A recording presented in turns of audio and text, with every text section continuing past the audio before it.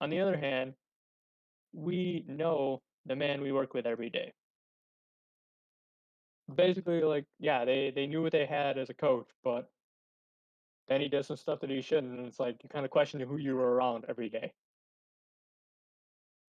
And I think it just for their sake, they just had to re-question stuff. And it sucks for a team like that because you're getting ready to play a very competitive Denver team, and now you look like you're not even a football team, really.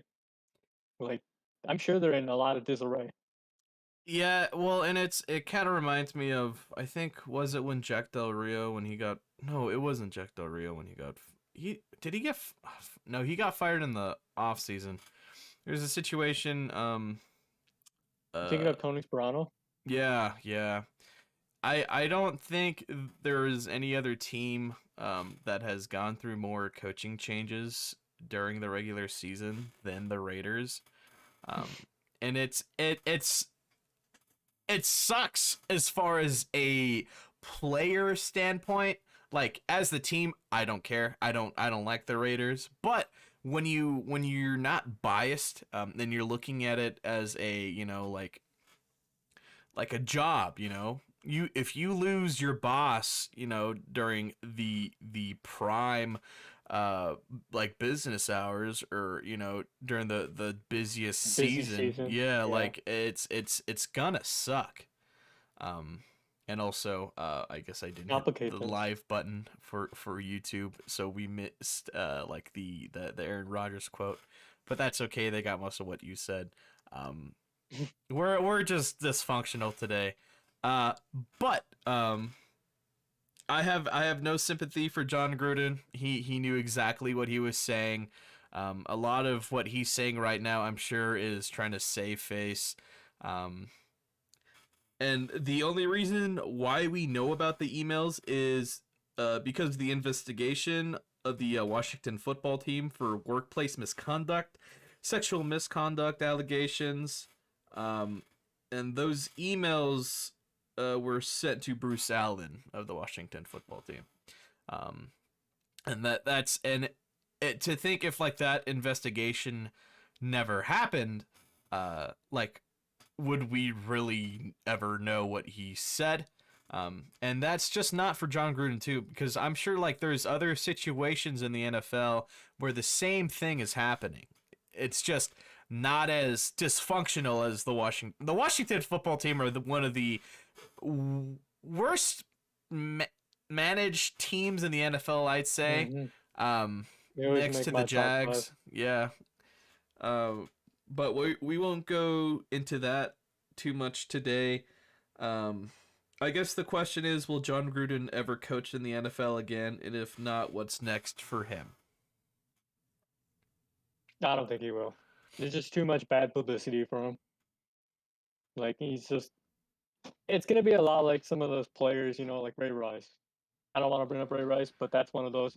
He's not gonna be in the NFL again. You just do too much bad stuff at once, it leaves that bad taste in your mouth, and you're just done with that Right. person. Do you Same way as think Bruce Allen won't be back either. do you think he would coach in college? Do you think do you think he would go there, or do you think he's made enough money to just take a break and say I'm done? I'd have to imagine he may get an opportunity down the line because there's so many colleges and people are willing to take chances more likely at that level because, I don't know, they can kinda hide it a little bit more, Right. but I'd imagine for the time being, he's gonna have to just wait it out. He's not gonna be able to do anything now, probably even for, like, another year or so. He's just gonna have to do something else. If I was Jon Gruden, I would just not even think about football anymore. Yeah. I dug my grave. I've made money from my opportunities. But I'm just done. I don't think he has. He might have a chance in college, but I think that's it. He won't get any more No. opportunities in the NFL or even broadcasting. He's done, and I don't want to say it sucks. But it'll be a noticeable void. because he was a big personality, and we won't have that anymore. But Yeah, I I like his take on Monday night games. He was one of my favorite people to watch. yeah, I won't miss him. I won't miss him too much. I mean, for what he did, it's gonna leave a bad taste in everyone's mouth. So Yeah, I don't know. it's what he decided. That's his own, the ship's sailed per se. Like that's his on him. It'll be interesting, Obviously, he was good at what he did when he didn't do all this extra stuff. right? It's going to be interesting to see what else comes out of this. What like if there are more emails from other head coaches that pop up. And this I would isn't even imagine a good big. yeah, like this isn't even like a cancel culture kind of thing. This is you said some messed up stuff, and you are being Held accountable. yeah, you're being held accountable. You're being it's not even like they got rid of him. Like I'm sure there was a conversation like it's like, hey, if you don't resign, we're gonna fire you. Mhm. So Guaranteed. yeah, it's just one of those things. But since Jon Gruden is gone, that means there are now candidates for the head coaching position here for the Raiders. And I saw a list on I think it was NFL.com is where I got this list from. But I tried to condense it, but there were a lot of interesting names on here. So I'm just going to read off some of these names. So Eric Bieniemy, the OC for Kansas City. Yeah, I think he is the most likely for this job. But we will see what Mason has to say, because there are a plethora more of names. So next is Gus Bradley, the defensive coordinator for the Raiders. I don't think he gets the job. I think he just stays a coordinator. He's doing okay, I guess. Raiders are allowing a lot of points. They lost to Justin Fields last week, or I guess it would be Sunday, but last week. Joe Brady, the OC for the Panthers. That's an intriguing one. Offensively, the Panthers have been doing okay. Just these last 2 weeks, Sam Darnold struggling, but that's okay. You're gonna lose in the NFL. That's just how it is. Brian Darble, the Bills OC. I like this one. Bills looking fantastic. They have, I think, I think they have the second best offense in the NFL. And I don't know how long he's been with the Bills, but if he's been there for a while, just the idea of how Josh Allen has developed from his rookie year, and now he is a top 5 quarterback is insane. So that is also interesting. Byron Leftwich, OC for the Buccaneers. I would like this signing because I like Byron Leftwich. I like him. So to see a former player be a head coach again, rad. Especially, come on, it's Byron Leftwich. Joe Lombardi, the OC for the Chargers. That's another good one. Chargers looking really good. Justin Herbert, top 5 quarterback. Chargers probably, man, they're second to the Bills. I think the Bills better team than the Chargers, but yeah, Joe Lombardi would be pretty interesting. Kellen Moore is another one. Kellen Moore more consistent as far as offense, and to see him be a head coach, that would be pretty cool. I don't know how he is as far as just I don't know if his success is more around the weapons that Dallas has, or if he is actually that good as far as, coming up with schemes and stuff. But I don't know. That'll be an interesting thing. Doug Peterson is also another name on there. I don't think he gets the job. And David Shaw, the Stanford head coach. Apparently he's been on the radar to get a head coaching position for a couple of years now. I haven't paid attention to Stanford, but overall, consistently, Stanford has been a really good program.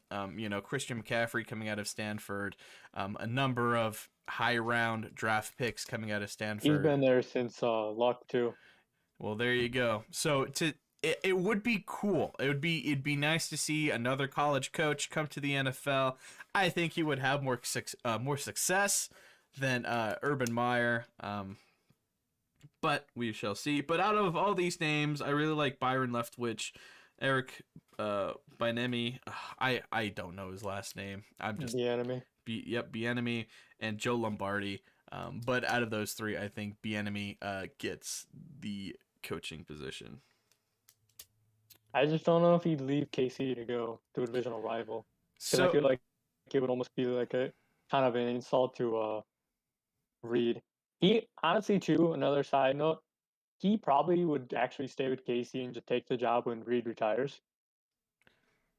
I would think he would consider that.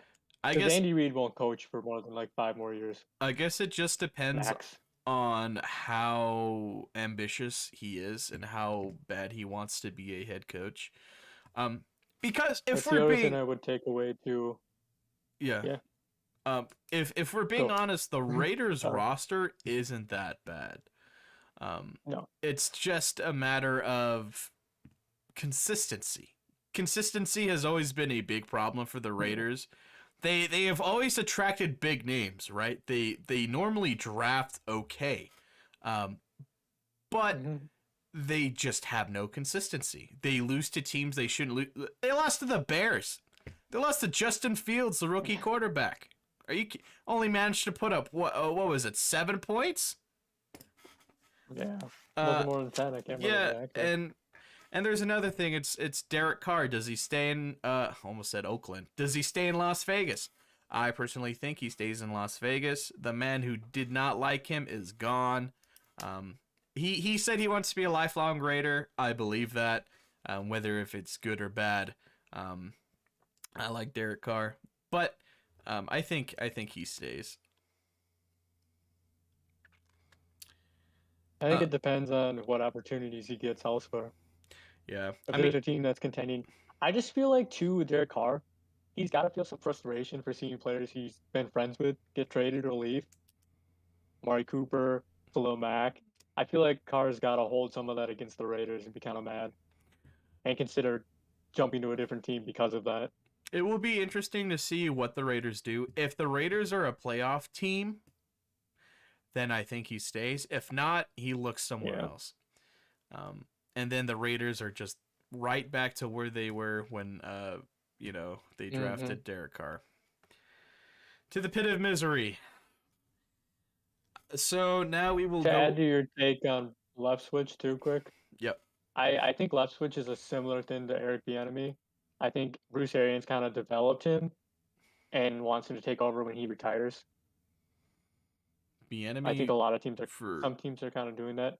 For Bruce Arians? I'm saying like Andy Reid kind of developed him, but I'm saying like Bruce Arians kind of developed Byron Leftwich with Arizona and now with Tampa Bay. I understand. I think he's kind of developing to take over as a head coach when he retires. As nice as that would be, that is not the coach's decision. That is, the GM's. That's the I know, decision. but I'm just saying. But it would be an I interesting, just feel like there's a chance he would have a say.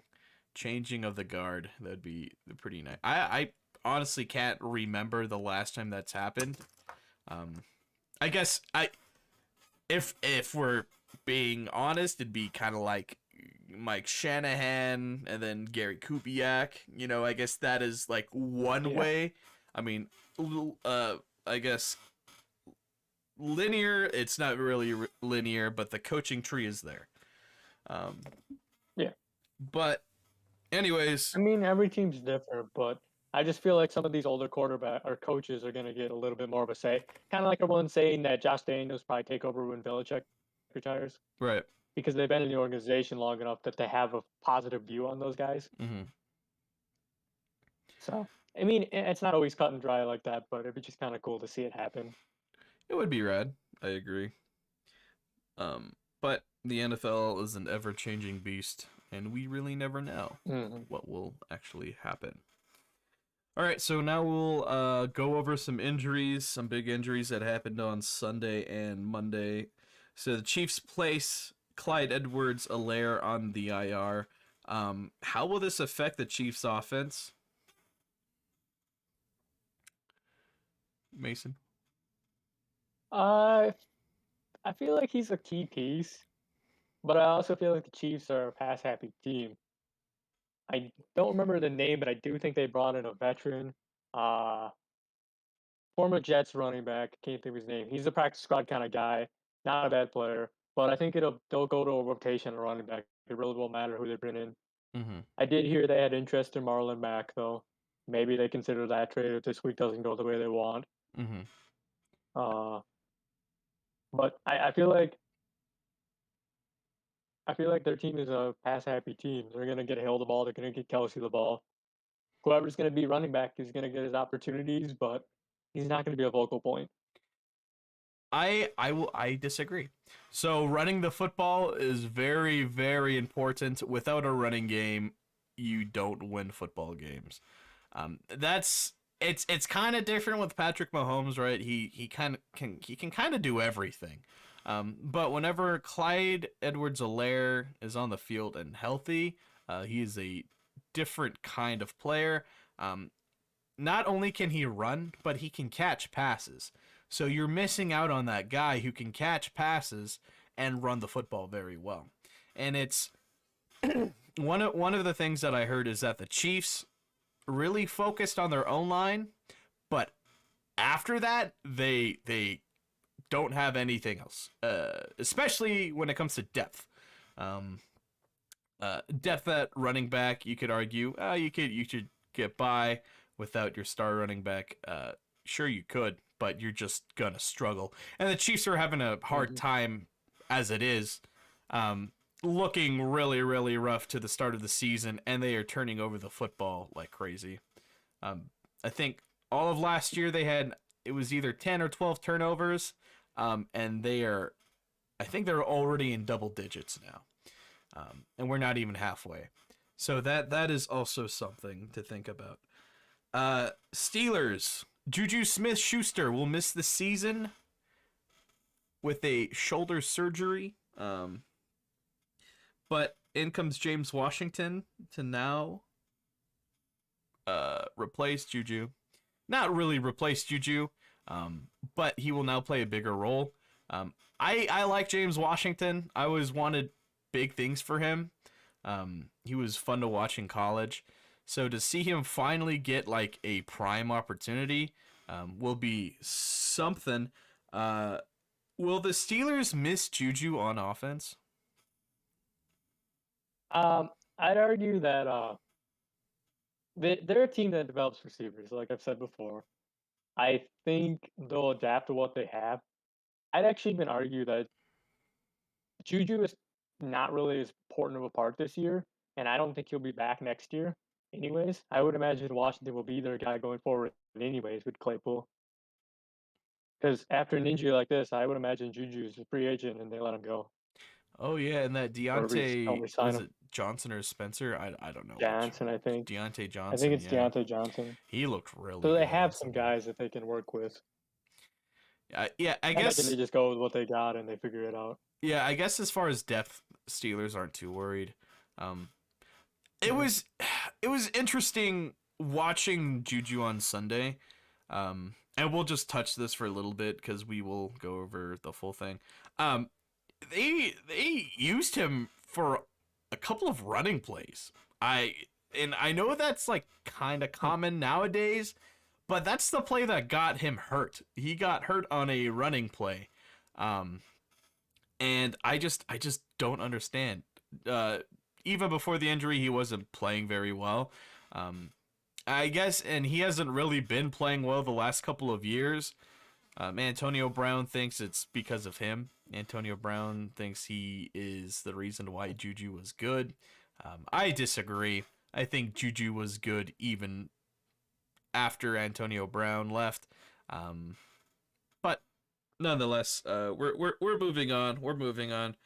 Chandler Jones is placed on the COVID-19/IR list.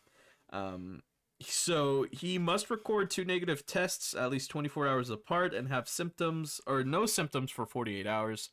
So if he does miss this game on Sunday, and they will play the Browns on Sunday, is that a big hit to the Cardinals defense? I would argue, yeah, I think he's probably their second, third best player in the team. Right. I know if I remember right, Byron Murphy's already injured, which is a good corner. And I would also say that JJ is going to be a better player with Chandler on the other side. I think he's probably their second most important player. Having Chandler Jones out is kind of a big deal. I will say that just means more attention for JJ Watt, and that Mm. makes it hard for that defensive line to have any kind of pressure on the quarterback. However, I will cover JJ Watt later. Decent game against the 49ers, I'll say. Next up, we got Tua Tagovailoa. He is designated to return from IR on Tuesday. So yesterday, he came back to practice yesterday. He broke his ribs in week 2. I don't know if he should start. So Jacoby Brissett, lifetime backup, whatever. Jacoby Brissett, though, hasn't been awful being the starting quarterback for the Dolphins.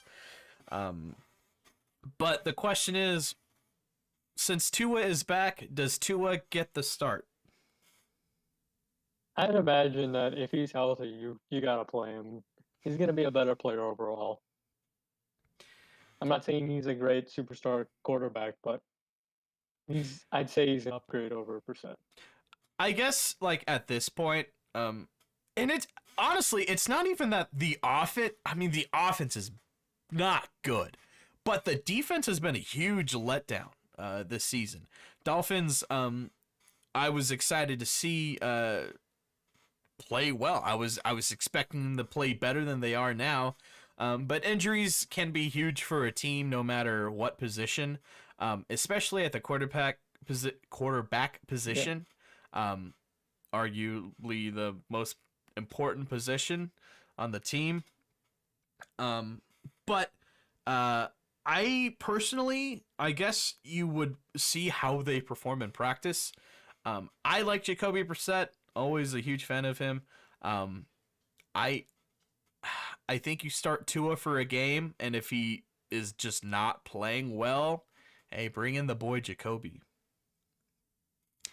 And then a big name who will miss the remainder of the season is Frank Ragnow. He will need toe surgery. He signed a new contract in May that made him the highest paid center, and he is signed through 2026. How big of a blow is this, Mason? I think like we kind of touched on in the last episode. Centers are pretty important. Popular belief is they're not important, but when you see a couple of balls go over your quarterback's head, you respect the center. Yeah. And I would argue that unless they have a capable center that I don't know that they have, it's going to be a problem on the offensive line. Right. And Detroit's already a questionable team to win a couple of games. So it's kind of like, this takes it. I honestly would argue it's probably, I'd argue he's probably like one of the best offensive players. I mean, he really is, besides Hawkinson. Right. Like, he's a good player. So I think it honestly will affect their chances of winning games going forward this year. Big blow. A couple of other, I guess, big names. Cody Parkey will miss the rest of the season. Always a blow when your kicker is out. I guess, especially now since the kicking position, I think, is more important now than it's ever been, especially with the extra point changes from a couple years ago. I say a couple, but it's been like almost 4 or 5 years ago. Doesn't feel like that long. No, it really doesn't. And then Jeremiah Tachu, decent player. Definitely rotational guy for sure. Yeah. he will miss the rest of the season. And then Trey Lance, of course, he has a sprained knee. The 49ers are on a bye week this week, so he will be healthy come they play again. But we will talk more about that later. Fun fact, Mason. Week 5 was the longest day of football in 50 years. Do you want to hear some stats about Week 5? Go for it. So Week 5 was 15 hours and 1 minute long, just for Sunday. You could work almost two 8-hour shifts. There was 702 points, 80 touchdowns, 10,512 yards. There could have been more points, but there was 11 field goals and 11 extra points missed, which is insane. Insane. Honestly. What are your thoughts on that? Pretty nutty. Yeah, honestly, a lot of points. I always think it's funny when field goals and stuff are kind of missed. I mean, me respectfully being a Ravens fan, I'm like, I really appreciate my kicker. Yeah, when you have somebody who's automatic. Yeah, he's Yeah. missed 4 extra points in his career. Yeah. Here's hoping he misses more. Dilly. No. All right, so now it's time for the recap portion of the show. Mason, before we go on to the recap portion, do you have anything else to say? I'd 2 or 3 injuries that you might have missed out on. I'd like to touch on. Laramie Tunsil's out for a month, thumb surgery, minimum a month. T.Y. Hilton got activated off the IR, so he'll be a boost to the Colts offense when he comes back. Definitely. And then Lane Johnson being out for this Thursday. I mean, he's out last week, but the Buccaneers have a pretty, honestly, good pass rush, and I'd say probably their best tackle being injured is not ideal for that matchup. The most exciting name out of that was T.Y. Hilton. I think T.Y. and Carson Wentz is going to be magical, something we haven't seen since Andrew Luck was last on the team. It will be a good setup. Actually, I don't know how well T.Y. performed with Phillip Rivers. I forget that Phillip Rivers was on the Colts for a year. It's just going to be something that will be just on the back of people's minds. I don't like that. Too. Okay, so on to week 5. So the first game was in London. The Jets lost to the Falcons 20-27. Matt Ryan surpassed Eli Manning for 8th most passing yards in NFL history with 57,023 yards. The Jets had a chance to stop the Falcons at one point in the game, near the end of the game actually, but they allowed a 3rd and 13 conversion with 4 minutes remaining, and then they scored. Another thing, Zach Wilson was very inaccurate. Did not look like his great self like he did last week. And then another thing for the Jets, great defense so far this season, except for this game. Whenever you're playing against, is Matt Ryan elite? I don't know. When you play against a great passer like Matt Ryan, you're gonna have a hard time. And you look at the quarterbacks that the Jets have played, none of them compares to Matt Ryan. Any thoughts from the Jets and Falcons game? Also, I lost that pick, by the way. I chose the Jets to beat the Falcons. I was writing the Zach Wilson trade, and it came to a halt. It's kind of funny that you picked the Jets when I'm more of the Zach Wilson supporter of the two of us. Yeah, I know. But the Jets are a better team, in my opinion. Not the Jets, the Falcons are a better team. One side note from that game that was kind of cool is Kyle Pitts getting his first touchdown. Oh yeah, It's cool to see. I feel so bad for the tight ends overall. Yeah, I think Goddard had his first touchdown this weekend too. I just feel bad for Kyle Pitts. Matt Ryan has maybe 1 or 2 more 2 years, years. and then who's next? I would want Yep. out of there. Then they'll have to look for a quarterback. Get me out of Atlanta. All right. I feel so bad for this next team. The Lions at the Vikings. Vikings win on a on a last second field goal, 19-17. Uh fun fact fun fact about this poor Lions team. Oh my gosh. These poor guys. They are the first team in NFL history, and of course it would be the Lions, to lose twice in a season on 50-yard field goals. Sorry, 50-plus yard field goals on the final play of regulation. Um, Jeez.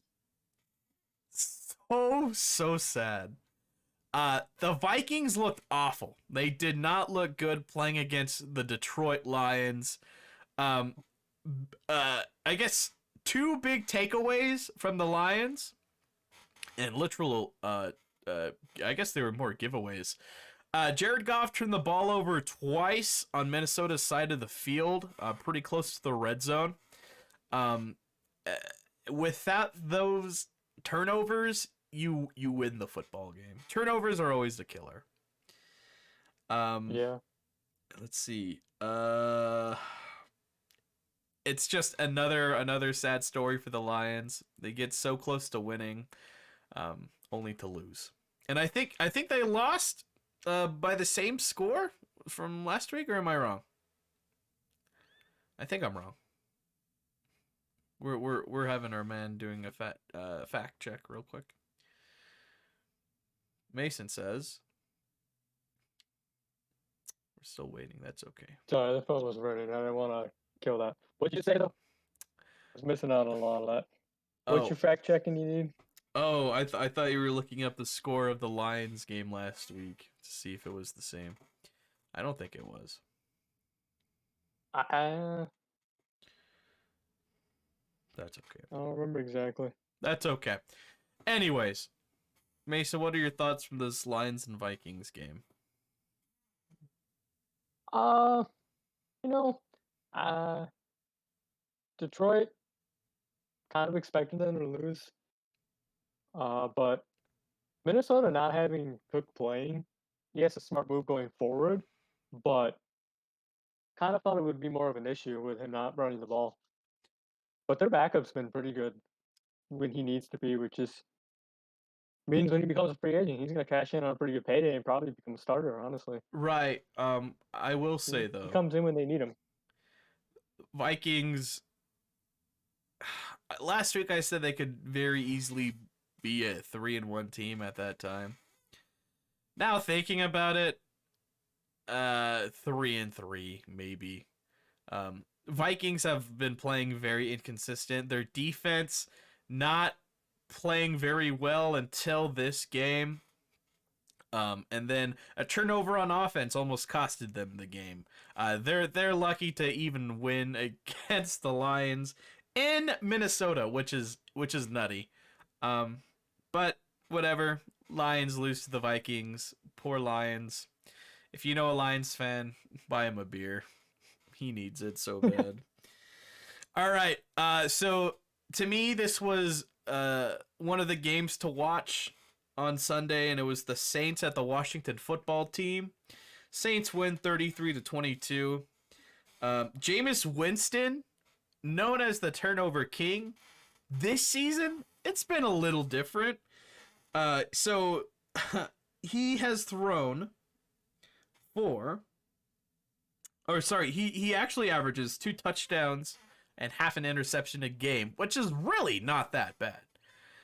His QBR right now is 108.1. It is one of the best in the league. Jameis Winston definitely having a turnaround in New Orleans. I have to say Sean Payton's had a lot to do with that. Yeah, oh, absolutely. It's kind of it's. Remember. No, go ahead. I was gonna say I don't remember who their coach was. His coach was at Tampa Bay, but I'd have to imagine Sean Payton's a very good quarterback coach. And he's probably fixed some of those mental errors. Bruce Arians? I don't think so because Or maybe it was. No, that does make sense now. I don't know. Bruce Arians is a good coach too, so I don't know what the deal was then. Maybe Bruce Arians just said, "Hey, I'll work with you for a year," and then you're gone. When Brady came in, which makes sense. I think it was Bruce Arians. Oh gosh, Lovey Smith. Lovey Smith was the coach for the Bucks. At one point, yeah, he was. So, well, he drafted him. So, That makes sense. okay. And Bruce Arians probably had to keep him for a year because he was under contract. Probably just Oh, said, "Let me see what I can do with you," type of deal. and then he got fired, But and then they brought in Bruce Arians. Okay. you never wanna have a guy too that you don't get to handpick, especially a quarterback. Yeah. Um, Jameis Winston. Excuse me. Jameis Winston is an interesting story. A star at Florida State. Throws a lot of touchdowns, but a lot of picks. Um, it's fun to see him finally succeed. This Saints team, confusing. It is, I think, the most confusing team in the NFL to me. They win against these good teams, and then they lose really bad to these bad teams. Only exception. Oh no, sorry, no, they beat the Packers. Sorry, I just had to bring that up. Just I don't know. I do they I think they're a playoff team come the end of the season. I don't know how strong their schedule is. But Jameis is, for one, fun to watch. He will put up yards. He will put up touchdowns. It's just turnovers will forever be. I don't know, though. I think he's thrown for 12 touchdowns and 2 picks this season. I think I saw that somewhere, which is, for him, not bad. In general, it's not bad. One of the big takeaways, though, for the Washington football team, Taylor Heineke played awful. 0 touchdowns, 2 picks, and had a QBR of 47.6. Not great. Not great at all. But we just talked him up last week, too. We did. The next coming of Tom Brady and Tyler Heineke, and he gets stomped. Maybe not that far. Anyways, but he did play against a really good Saints defense, so I can't blame him too much. It's just really tough when you lose at home. And then the game was close till halftime. With a couple seconds left to go, Jameis Winston throws up a Hail Mary for it to be brought down in the end zone, and they lead 20-13 at the half. And then, good play. Yeah, and the Buccaneers just kind of run away with the game. Sorry, not the Buccaneers, the Saints. Ugh, jeez, I got Tom Brady on my mind. Isn't everyone? Unfortunately. Anything else that you want to say about the Saints and Washington football team? I just honestly expected more from Washington. I mean, I get the quarterback's not a superstar, but I kind of expected a lot better performance from him.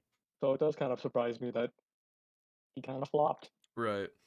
If he wants a starting job, he's got to try and be consistent. If Fitz comes back, he'll take it. Right. And they feel like putting Fitz in, it's gonna happen. Oh, when is Fitz not out for the season or what? I don't think he's out for the season. I think it was just a short-term injury. Oh wow. Well, I guess that's another question. Do you start Ryan Fitzpatrick when he comes back? I think it's all about how you see Tyler Heineke going forward. If you see him as a potential quarterback of the future, we all know Fitzpatrick's gonna. If he sticks around for another year or two, it's gonna be on a different team. Probably, it's not. He's not gonna be on this team next year. I'd imagine. I hope this but is this. Heineke is a guy, and you go with it. I agree. I'm saying, yeah, you just go with it if Heineke's the guy. I will say this. I hope Ryan Fitzpatrick has a longer career than Tom Brady. I want the journeyman quarterback to quarterback for every single team in the NFL. How cool would that be? And then I think his career would be a little bit too long. It would be fantastic. I mean, 32 years minimum, sure, but um, man, Ryan Fitzpatrick is a I just player. looked up Fitzpatrick though. He is on the IR, but it's a short-term hip injury. He's not Okay. gonna have surgery, most likely, just rehab. Oh, So nice. he could be back in a couple of weeks. Depends on who. It really depends on how they see Heineke, honestly. If the Washington football team, if they're winning, he doesn't start. I mean, I guess that's pretty Yeah, obvious. Um, but if he starts to make mistakes like a game like this, and there's too many of these, they'll go back to Fitzpatrick, I'd imagine. right. Dang. Ryan Fitzpatrick. One day he will win a Super Bowl. You heard it here first. One day. Probably as a backup. All right, next game on the list here: Patriots at Texans.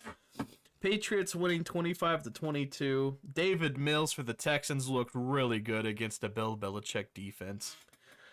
David Mills had a career high. He's a rookie. 312 yards, 3 TDs, no picks. Statistically, rookie quarterbacks are 1-11 against Bill Belichick. The last rookie quarterback to beat him was Tua last year. And I saw the list of quarterbacks too, of rookie quarterbacks that beat him. Ben Roethlisberger was on that list. RG3 was on that list. Just a fun list to look at. Patriots. Nobody in their right mind are going to root for the Patriots. They've had enough success. I will say it over and over again. They've had a run now that can end. But besides David Mills, let's see. Mac Jones. Mac Jones had his first career comeback win. Mac Jones, like I said in the last episode, best rookie quarterback in the class. You can hate me or you can love me. That's just, I think the stats are proving that. And then without Nick Folk, Nick Folk, depends on what part of the country you're from, I guess.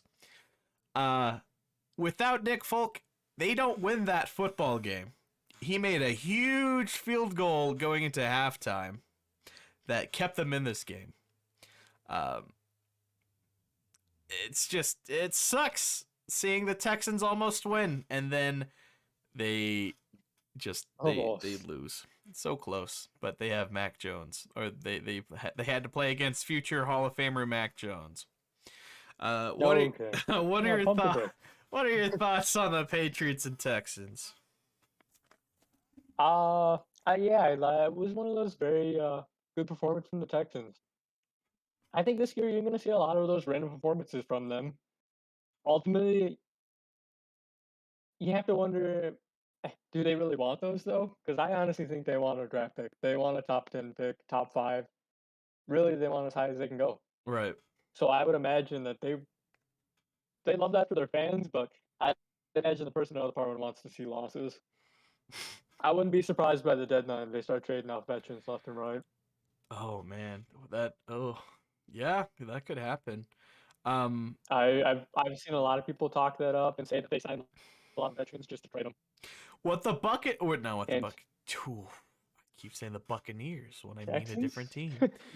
What the Texans honestly have to do is they just have to trade everybody away, which they already kind of have, but they have to act like they're I'd even say those new guys they signed, the running backs, the receivers, Brandon Cooks won't be surprised he leaves again. I wouldn't even be surprised if an injury comes up and they trade Tyrod.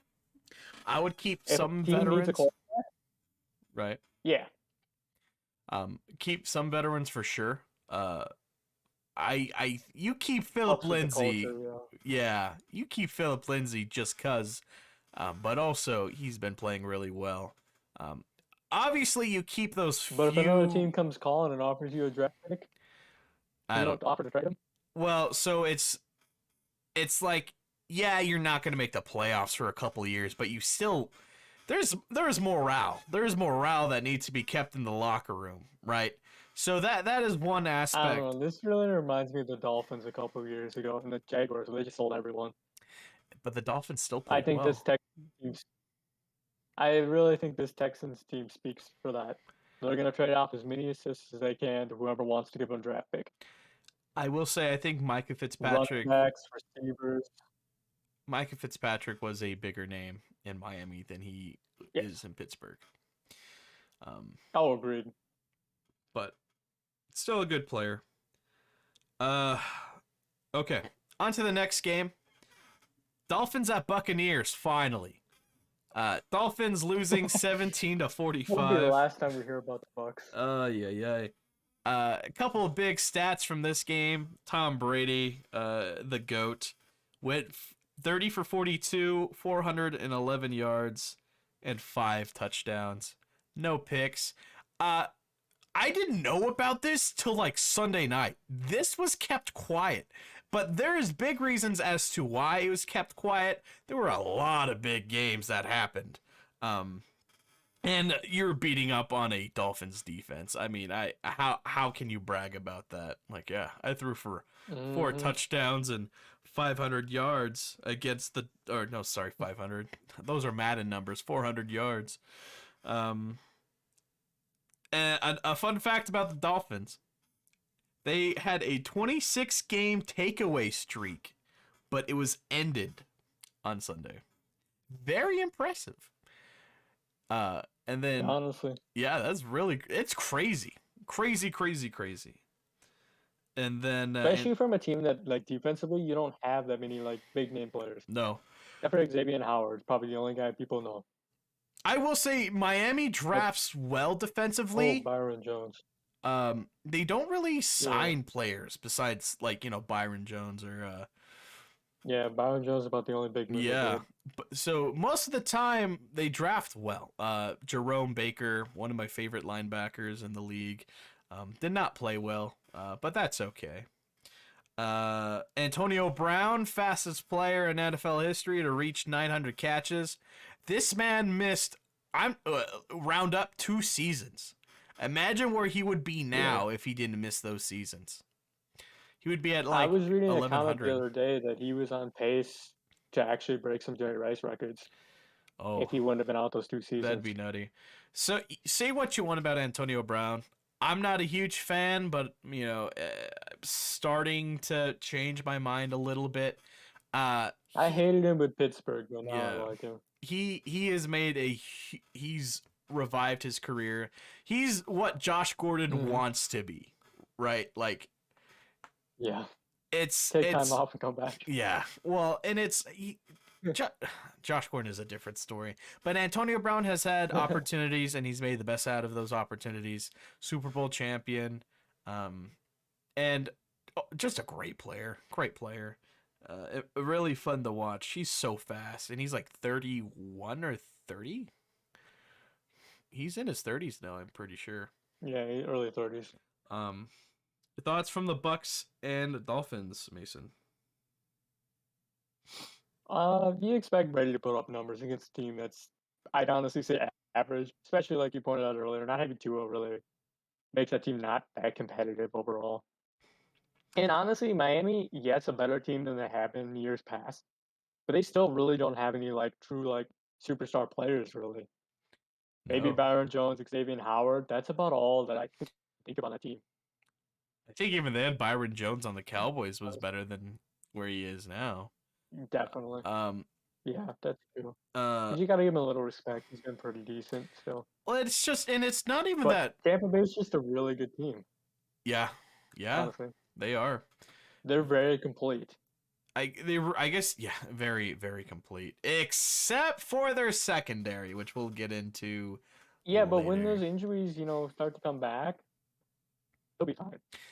Yeah, that is true. I guess injuries have been more of a thing than actually lack of depth. Because their depth just keeps on getting hurt. But anyways, we'll get into that for the Thursday preview. Next game, fun game to watch. Packers beat the Bengals 25-22. Uh, Honestly, both teams should have tied. That's just kind of how this game should have went. Um, so who's the kicker for the Packers? I forgot. Crosby. Yeah, Crosby. missed 3 field goals in one game. And Cincinnati also missed 2 field goals. So both kickers were pretty awful. He's a rookie yeah, too. Is he a rookie? Yep. Wow. He's a rookie.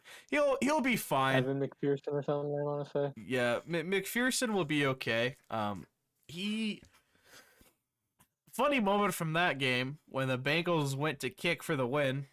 He thought he made it in because it hit the flag, but that was not the case.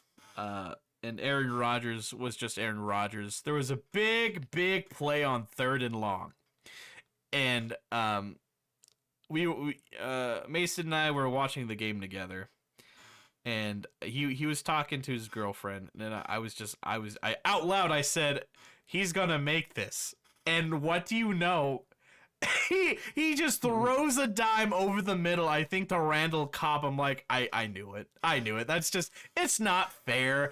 Again, this is the 2nd straight week where I will say, if you think he's throwing games, you're an idiot. You're an idiot, you're an idiot, you're an idiot. There is no room for Aaron Rodgers throwing football games. You're an idiot. Get out of here. Jamar Chase is the real deal, man. He is the real deal. What do you have to say about that? When he first started the year, he questioned how to catch a football. I was a little scared for his NFL career. You remember hearing about that? No. When he was like, football is so much harder to see than in Oh, that's right. I remember. And I was so scared for his career. I was like, no, you don't say that. I'm like, man, this is somebody People the Raiders would draft. draft. Up because you say that. But honestly, like his consecutive touchdowns and stuff like that. I read the other day he is like tied with like Randy Moss for most touchdowns in a rookie season. That's crazy. Like he's done some good stuff this year. He's been putting up yards too. But he's either way, if he's not tied with Moss, he's competing with what Moss did his rookie year, and it's awesome to see. Sticking on the Bengals train, Joe Burrow played perfect, almost perfect. He had 22, he was 22 for 27, 232, and then he threw for 2 touchdowns. Ended up getting like poked in the throat at the end of the game, but he's okay. He's alive. He can see his family.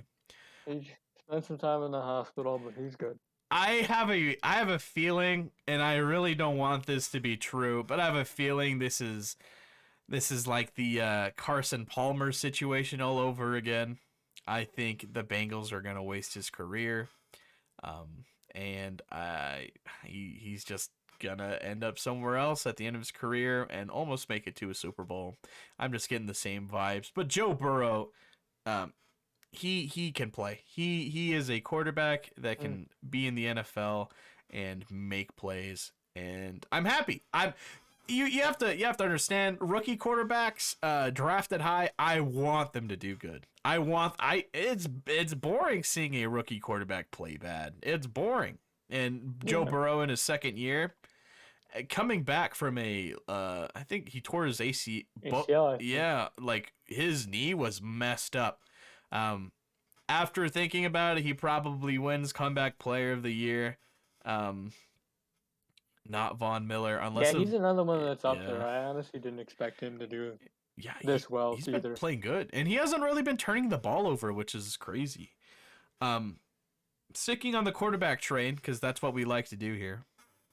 Aaron Rodgers, when he has the football in his hands for 2.6 seconds or longer, is more efficient, and his stats are just in general better. Compared to when he has the ball in his hands for like 2.4, which makes sense. If you have more time in the pocket, you get, your plays are able to, come out. But it's just, for a quarterback, you hear get the ball out of your hands as fast as you can. Aaron Rodgers is one of the best when it comes to that. But to see that he is even better by 2/10 of a second, right, is better, insane, and he is so much better. I just thought that was a fun stat. I saw them like, man, I gotta add that to the podcast. All right. Next one. Broncos at Steelers. Broncos lose 19-27. Big Ben must have been listening to the podcast last week. I was slandering his name. I was saying, bring in Dwayne Haskins. Big Ben is dead. No, that was not the case. Big Ben shut me up. He proved me wrong. He almost threw for 2 picks to the same player though, to Alexander Johnson, which were dropped. But Big Ben, he looked good. I don't say that he's back, but if he's keeping this style of play for the next couple of weeks, then I'll say, okay, yeah, perhaps. Najee Harris looked really good. He had 185 yards rushing against the Broncos, which is insane. Embarrassing, to say the least. But after a couple of weeks, kind of struggling in the running game, but that's only because he has been the camel. He has been the mule for this offense, and now he actually gets to do what he was drafted to do. And running against a battered Broncos defensive line. A lot of big injuries happened in this game too. Only one that was, I guess, super huge. This Broncos did not look good defensively. Kareem Jackson, Justin Simmons struggled tremendously and was very frustrating to see. Penalties killed the Broncos.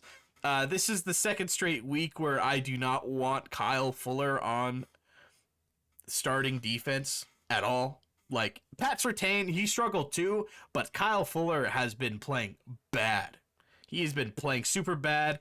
I think it was near the end of the second quarter. The Steelers were going to get a field goal, but Big Ben on like 3rd and goal, just threw one up.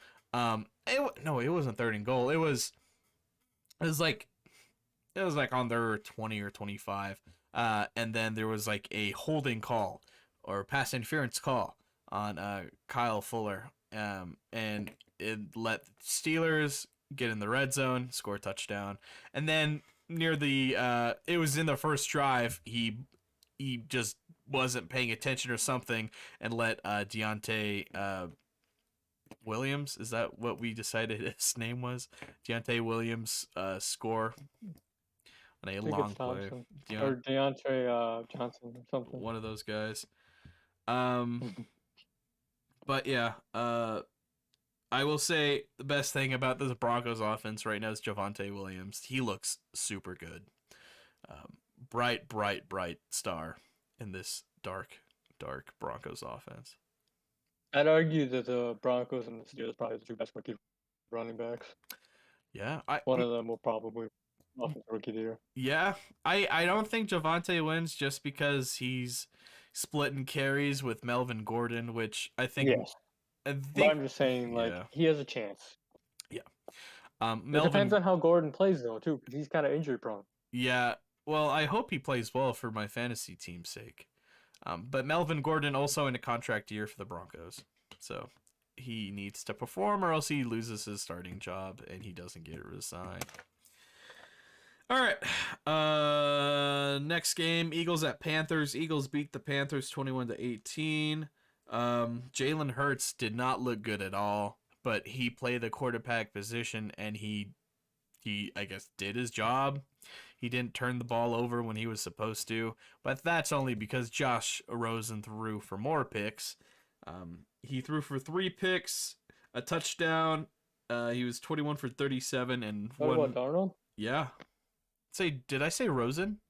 You said Josh Rosen. Dude, what is going on? Josh Rosen making a comeback in the NFL. So yeah, Sam Darnold not playing well.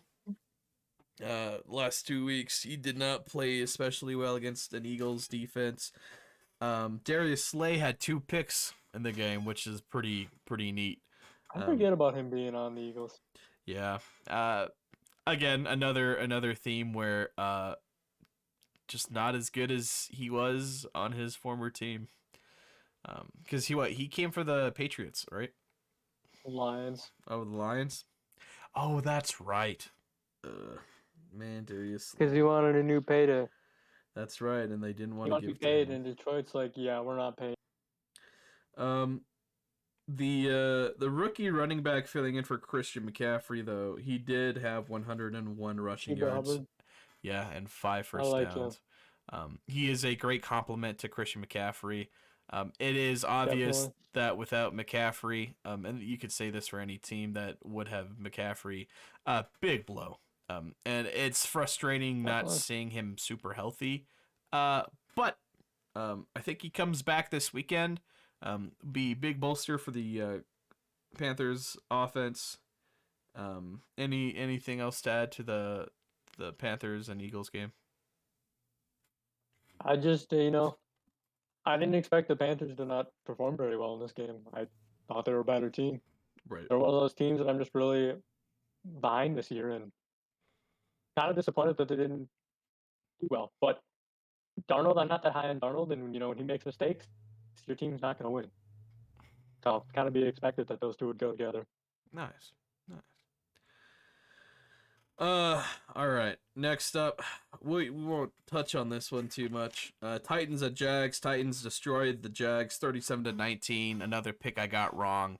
I predicted the Jags were going to get their first one of the season, but Derrick Henry, just doing what he normally does and carries the team on This is his Derrick back. Henry. Ryan Tannehill did not play good against the Jags, however. I think he got pressured a number of times, and I think he threw for 1 or 2 picks. Did not look good. Titans were without Julio too. It seems like Julio's just having a nice time off right now, not having to. And AJ Brown as Probably well. really wants He's to be still playing traded. hare. Yeah. He Trevor got to carry the Lawrence. team. He can take some breaks. Yeah. Jeez. Trevor Lawrence also did not turn over the football all that. I don't think he threw for a pick this game. But he is throwing the ball in dangerous ways. Could have been picked off twice in this game, but I don't think he threw for a pick at all. Anything to add to that Titans and Jags game? Just, it's a divisional game. Those are competitive. But Derrick Henry's one of the best running backs in the league. So, though I picked the Jaguars too, it's hard to go against Derrick Henry. Yeah, I You're not guess going to win many of those. just gotta trust your gut when it comes to Derrick Henry. All right, Uh, arguably the best football game that happened on Sunday. The Browns at the Chargers. Browns lose to the Chargers 42-47. The Browns lost in Browns fashion. The Browns are the only team to lose while scoring 40 points or more without turnovers. Where was the defense? It was nowhere. A popular story coming from Sunday as well. OBJ has not been super productive the last couple of games. And the Browns really don't need him anymore. So I guess the question is, do they trade OBJ before the trade deadline is over? I wouldn't be surprised if he's someone that is considered to be traded at the deadline. Plus, Jarvis Landry's going to be coming back soon. Yeah. Oh yeah. They've been doing He's all on of that. IR, but I think he's coming back a few weeks. Um. But I'd imagine he comes back. There's a chance that Odell then gets traded. Yeah. Where do you think he would go? Maybe the Jags? Honestly, not too sure. Maybe, but I think it's got to be a team that's contending. You're not going to make a move for a guy that's not really, you're not contending. I would like to see OBJ with the Falcons. Just Matt Ryan and OBJ, I think, would have been nice. I just don't think they make that move either. They're not really contending. Well, I know they're not If you traded contending. Julio, why would you go and get Odell? I know they're not contending. I'm just saying it would have been smart for them to trade for Julio or not Julio, OBJ earlier. That would have made sense. I Sure. don't know. Maybe he goes to the Colts. Maybe Colts. I would even maybe say Buffalo. If they really think they're contending this year, maybe add another receiver. Josh Allen to OBJ. Um, Like I get Diggs is your guy, but maybe someone like that is a secondary option to kind of get him back to what he was. It's possible. Depends on their cap situation, really. yeah. I think if the Browns eat up the rest of his contract, I think it's okay. I will say Justin Herbert and Austin Eckler, they are unstoppable together when healthy. Yeah. It's unfair. Austin Eckler, I think, had 3 rushing touchdowns and a couple of passes for touchdowns. I don't have his stats right now. Justin Herbert, he's insane. It's him and Kyler and Josh Allen for MVP. I guess Lamar too at this point. They're definitely top 5 for MVP. Just Justin Herbert. Just nutty. Just nutty. Fun to watch though. Hate to say it. Fun to watch. Such a huge step up too from last season. Crazy. Yeah. All right. Final thoughts for the Browns and Chargers. I just both teams that could be playoff teams. You can see how they match up. But the Chargers are just a very good team. It's kind of like how I feel about the Panthers, but like with the Chargers, you have Herbert at quarterback, Right. and you can trust him. With Darnold, I can't trust him. So it's an easier game for them in that case to like pick them because like the Chargers, they have a good offense. And Yeah. defensively, Derwin is another comment people don't talk about, but Derwin's having his best career since his rookie year, like his best season. Wow. I didn't know He's that. getting picks and making plays all over the field. This uh this new head coach for the Chargers is He's got to be doing something too. Yeah, dude, yeah, he's doing crazy things cuz could be coach of the year. yeah, I called it. You heard it here first. All right, on to the next one. We got to get through these next couple of games quick because we still have to cover Thursday. Bears at Raiders. Justin Fields picking up his second win of the season. Josh Jacobs did not look very well either. I think this is his I first don't week think he's back been from healthy. injury. Yeah, I don't know why they're rushing this. Raiders have Kenyon Drake, Devon. No, they don't have Booker anymore. They have uh, Well, even if Tiki. you have Drake, you should be playing him. They should be playing Drake. But also that Barber guy, Peyton Barber, they have him as well. Hmm. Don't know where they're rushing the return of um, Josh Jacobs, but they are. Alex Leatherwood, the rookie, I think he's a left tackle for the Raiders, allowed Right tackle. right tackle, allowed 5 Yep. pressures and a sack, easily the worst performance from him this season. That's okay though. He's a rookie. He'll learn from it. And then the running game helped Justin Fields tremendously. I think that is the key reason why they won this game. Both rushers for the Bears had over 100 yards rushing. Cohen? No, Tariq Cohen's still out. And Because Montgomery's out too. yeah, I know. I think is it this game or Which makes me wonder then who they had at running back. I guess I didn't see that. oh gosh, hold on.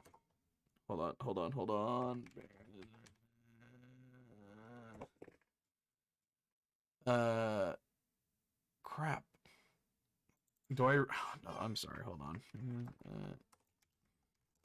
Maybe I got that stat confused with something else. With yeah, no, I was wrong. So Khalil Herbert and Damian Williams combined had over almost 200 rushing yards, which is still pretty crazy, I guess. For guys that weren't considered starters to start the year. Yeah. I'm thinking about Zeke and Frank Williams. Pollard. Yep, Frank Pollard. I don't know these players. Uh, yeah, I don't know. Bears beat a Raiders team. That's all I'll say. What are your Kind of thoughts? surprising. Honestly, it's a very surprising. Like I expected the Raiders to be better. They kind of flopped in that against the Bears, which is a winnable game for them. Right. Field, Um, props to Fields though. Another rookie quarterback. Like to see him succeed. let's see. Who was our MVP so far? Mason, who do you think is your front runner for MVP? I still think it's honestly got to be Kyler, Kyler. I think but Kyler. I I agree. think it's so close.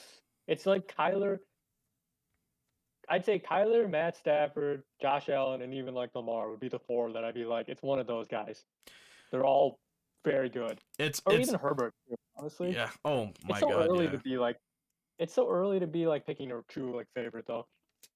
I will say Kyler for sure, but it's very close. It's gonna Mhm. be a good race for MVP this year, which is Yes. nice Probably to one of the better say. ones in years. Oh my God, yes. I was just gonna say it hasn't been this good in a long time. Um, Hmm. and Normally by pretty quickly it's pretty obvious who it is. yeah. Okay, on to the next game. Speaking of Kyler, 49ers at Cardinals. 49ers lost 10-17. I think it's safe to say that Jimmy G will have his job when he comes back next week. Um, Trey Lance looked awful. He was 51, or sorry, he threw for 192 yards and a pick. He was 51.7 or sorry, his completion percentage was 51.7%. Um a barely over half.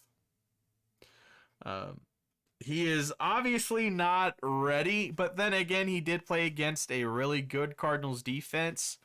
I honestly thought he would have turned the ball over more, and the game was kept close.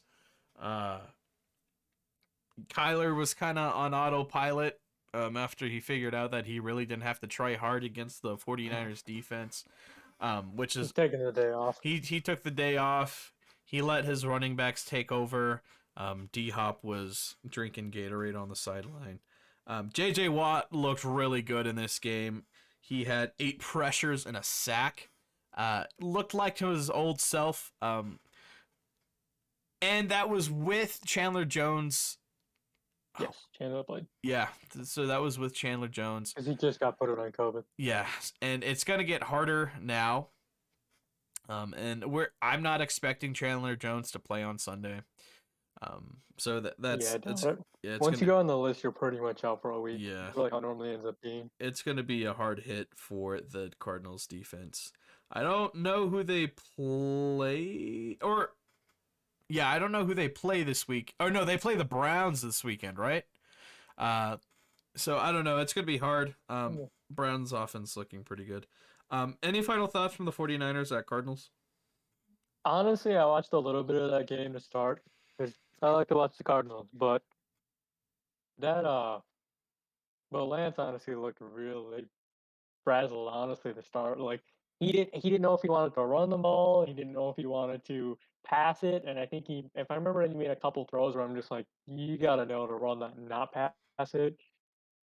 He Mm. just he just looked like a quarterback that was not ready, and honestly, it's kind of surprising because so far he looked kind of like the best, really, Yeah, yeah. but he literally looked intimidated and didn't know what to do. Um, I guess a lot of his success was because the defensive coordinator just didn't know that that was really gonna happen. So It I was all guess situational. yeah, very situational.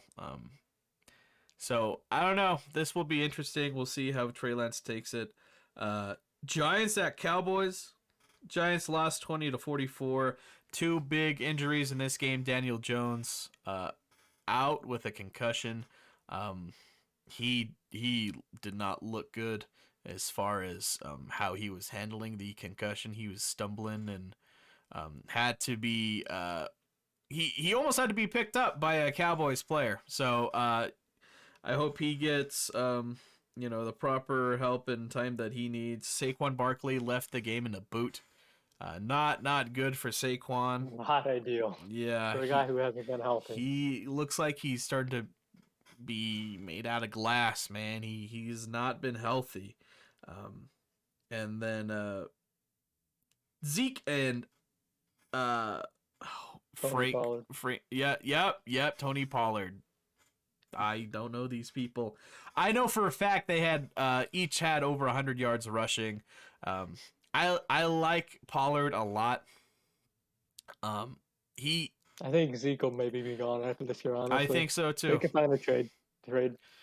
Green Zeke Bay wants him, I guess. Yeah, Zeke is splitting carries with his replacement. Um, and it'll be interesting to see where Zeke goes, but I guess we'll see. But He yeah. might even have to be cut kind of like similar to Todd Gurley, because no one's going to want to pay in that contract. Oh man, that would be rough. Oh, I didn't think about that. Also, It's just the way history is with running backs. You Yeah. don't pay running backs big money. Yeah. I think Dak is back. I think it is safe to say now. Dak has looked amazing. Another quarterback in the MVP race, I guess. I wouldn't consider it. I mean, it is very comeback player of the year. Yeah, it's gonna be between him, Joe Burrow, and Von Miller. But great stories this season so far. Yeah, Cowboys looking dominant. It wasn't quite by 50, like I said, but it was close enough. Any thoughts from the Giants and Cowboys game? I mean, just, you kind of expected the Cowboys to win. If the Giants would have won, I would have been very shocked. Cowboys are a better team. Dak's playing how he is. Zeke may not be what he was, but he's still decent. I'd also point out, the defense. The Cowboys' defense is probably one of the best defenses in the league this year. Yeah, yeah. They're very good. Did you have a stat?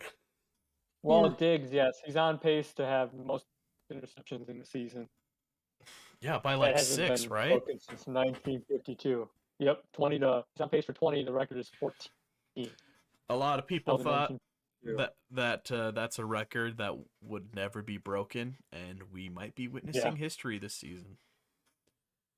All right. Depends on if he can continue the pace. Yeah, that is true. Even if he and like the streak that he's on is impressive. He's had an interception in every single game so far. Every game. Yeah. He's gonna need that. He's gonna need to continue that streak if he wants to break that record. All right, we're into the primetime games now. Bills at Chiefs. Called this one. Bills beat the Chiefs 38-21. Bills look dominant on every side of the ball. Patrick Mahomes had his hands up in the air. He just did not know what to do. Tyrann Mathieu also had his hands up in the air. He was upset. All the blown coverages. Bills, the kings of the AFC. Josh Allen, my God. What are your thoughts on the Bills and Chiefs? Bills kind of what I expected. They're going to be a good team this year. I expected them to beat the Chiefs. The Chiefs just look lost this year. I don't really know. Jokes going around is everyone said Lamar was figured out, but people are starting to joke that Patrick Mahomes may have been figured out this year. And he doesn't look as good as he used to. And it's so we talked about turnovers, right? A lot of the turnovers were in poor weather conditions, but Josh Allen played really well, so we can't really blame the weather. And it's all about position too. I think I saw one play where a ball was deflected up in the air and then the Bills picked it off. So it's I don't Yeah, I'm been there in a quarterback. No. I'm happy to see the Chiefs losing. It's great for not only the Broncos but for my self-esteem. I think it's good for the NFL too. I think so too. Mahomes had it too easy to start his career. I'm sick of the Chiefs. I'm sick of this Chiefs story. I'm sick of hearing about it. Sick of hearing about Patrick Mahomes. I'm sick of it. It's like Tom Brady all over again. But it looks like that's not the case anymore. The Chiefs are starting to look like the Chiefs. All right, next up, Mason. I'd imagine they'll get it together. They'll still make the playoffs. Probably. They probably still sweep the Broncos. Yeah, that's fine. They better not sweep the Broncos. All right, Mason. The Colts at the Ravens. This is a game that was kind of a dark horse when we were looking at the rankings for the defenses and offenses. Colts lose 25-31 to the Ravens. Lamar had a career game of 442 yards. He went 37 for 43 touchdowns and 37 for 43 and had 4 touchdowns. He did not throw 43 touchdowns in a game. Felt like it. Jonathan Taylor looked really good. 169 yards and a TD. Well, Um, I'd like to argue that he had one good screenplay the Ravens screwed up on, so that really screwed his stats a little bit. I guess by a little. I mean, he still I had. mean, 76 yards was pretty awful. He still had to make up like 60 or 70 yards. Yeah. Give the man credit. I know he did look good, but to be fair, all the running backs looked good against the Ravens defense. Marlon Mack even had a couple good runs. Yeah, that is true. That game, honestly, from a Ravens perspective, being a fan of them, was awful up until like the third quarter. I will always hold hope out in a game being Lamar the quarterback because I respect what he can do. But that first half and even the first quarter, 3 quarters was just close your eyes and just hope for the best. And then Lamar came out and yeah, it was an incredible comeback. Mason, I He's gotta also the say, only quarterback with 85% passing percentage with over 400 yards. I gotta say, Mason, and we talked about this a little bit a couple days ago. I hate the overtime rules. I hate them so much. Mm-hmm. I think both sides get a chance. They need a chance. It's like, and by chance I mean give it timer, give it 5 minutes. Yeah. Well, and it reminds me of the Broncos at Seattle. The I think 2014 year after they lost to the Seahawks in the Super Bowl, went into overtime because of late game heroics by the Peyton Manning, the forehead man out of Tennessee. Seahawks drive down the field, score a touchdown. Peyton Manning doesn't get a chance.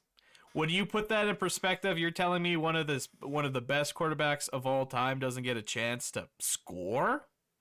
And you're telling me that since they just so happen to choose the correct side of a coin, that just determines that they win the game? Are you kidding me?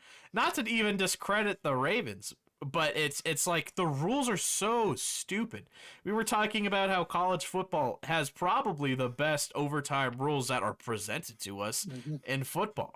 You just keep scoring until you stop that person from scoring, or if you score better than they do, or whatever. I don't know. It's frustrating. Both sides should get a chance. Would look into that, yeah. It's I'm just surprised that that's been like something that's talked about for so long that they really haven't changed a whole lot.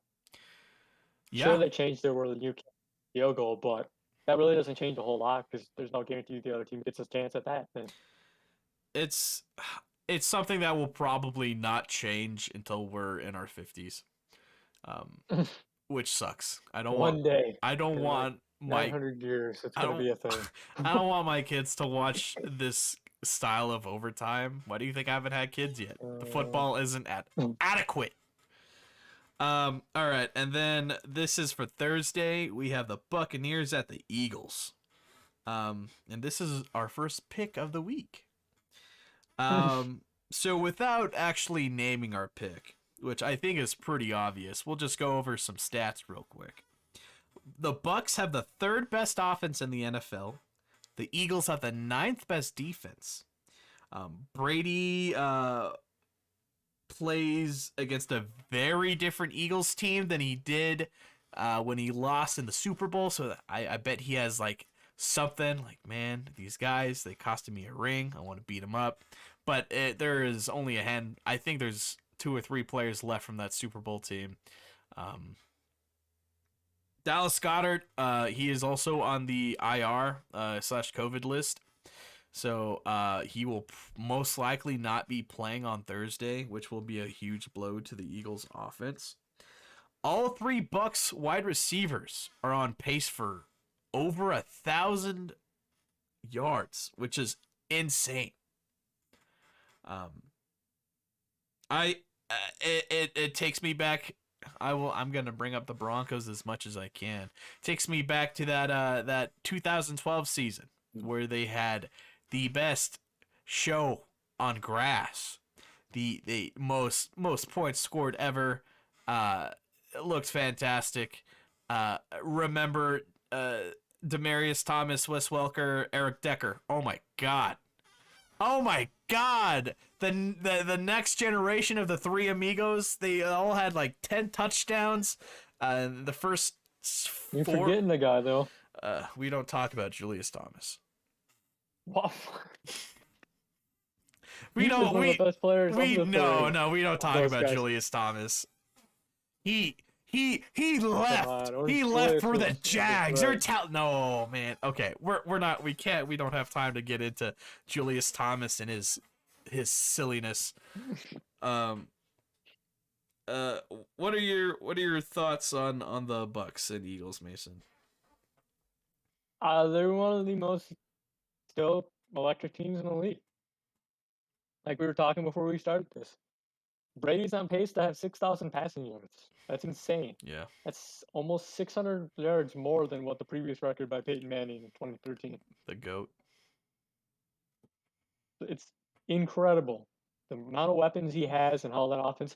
I mean, like we said earlier, this is one of the most complete teams in the league. Yeah. I hate to see them be successful, kind of like the Chiefs, but when you're good, you're good. The Bills secondary is still pretty hurt. Richard Sherman making the start again. Bucks, but yes. Yeah. That is the only shot the Eagles have at winning this, is if they use the speed to beat the secondary. I don't know. Don't trust Hurts. I don't trust Hurts to be that successful. Yeah, he is so inconsistent. He looked good against the Chiefs and then, just fell. But I have the Buccaneers beating the Eagles. Eagles have looked decent on defense last couple weeks. It just won't be enough against Tom Brady and the Bucs. What do you say? Yeah, I got Bucks too, honestly. It's going to be, I mean, based off primetime games, it'll probably be a close game because of how they've been this year. Mm-hmm. But I have to imagine the Bucks should easily win this game.